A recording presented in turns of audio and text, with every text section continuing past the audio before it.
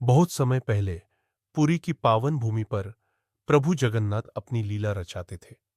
माधव, एक गरीब लेकिन श्रद्धालु सेवक, रोज मंदिर के बाहर झाड़ू लगाता था।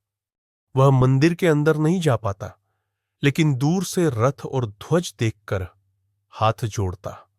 एक दिन भारी वर्षा में रथ यात्रा रुकी, पर माधव भीगते हुए रथ के पास बैठा रहा। रात को रथ अपने आप थोड़ा आगे बढ़ गया, मानो प्रभु की पुकार सुन ली हो। माधव ने कहा, प्रभु को पाने के लिए अंदर जाना जरूरी नहीं, वे तो दिल में रहते हैं। माधव की भक्ति की चर्चा पूरे पुरी में फैल गई, पर जीवन में कोई बाहरी बदलाव नहीं आया। एक दिन मंदिर में अचानक हजारों भक्त आए और भोग की भारी कमी हो गई। पुजारी चिंतित हो उठे। माधव ने संकोच से कहा कि उसके पास थोड़े चावल है, जो वह प्रभु को अर्पित करना चाहता है। उन चंद चावलों से महाप्रसाद बना और सभी भक्तों को भरपूर भोजन मिला। रात को माधव ने स्वप्न देखा। प्रभु मुस्कुराते हुए बोले, तू मुझे अपने हर कर्म में बुलाता है।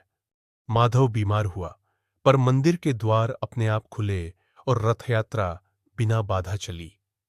सच्चा सेवक दिखाई नहीं देता, फिर भी सब चलता रहता है। माधव के स्वस्थ होते ही पुरी में रथ यात्रा का दिन आ पहुंचा।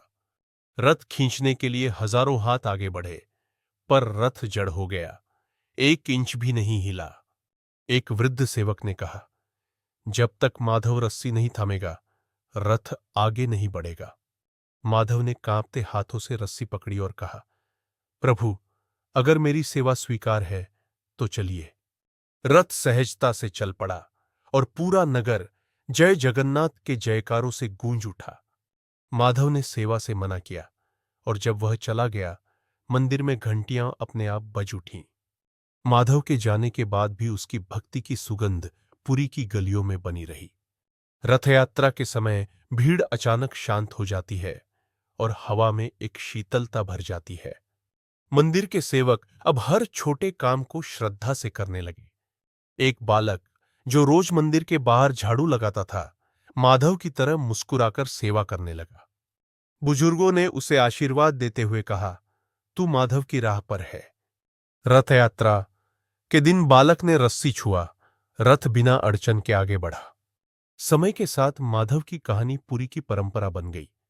मंदिर के सेवक रथ यात्रा से पहले माधव को याद करते हैं। माधव ने सिखाया कि प्रभु को पाने के लिए ऊंचे पद या नाम जरूरी नहीं।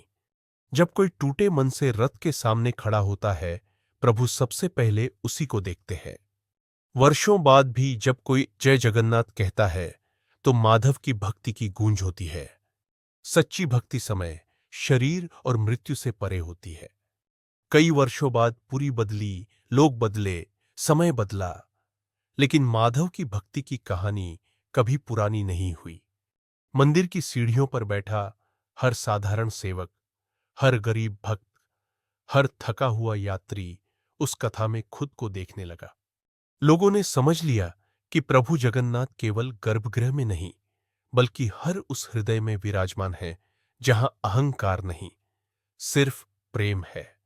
रथ यात्रा के दिन जब रथ आगे बढ़ता है, तो पुरी के बुजुर्ग आज भी कहते हैं, आज भी कोई माधव रस्सी थामे हुए है। यही इस कथा का अंतिम सत्य है कि प्रभु जगन्नाथ अपने भक्तों को नाम नहीं देते, वे उन्हें अर्थ देते हैं। जो निस्वार्थ भाव से सेवा करता है, वही वास्तव में प्रभु जगन्नाथ के साथ चलता है, जीवन में भी और उसके बाद भी। जय जगन्नाथ।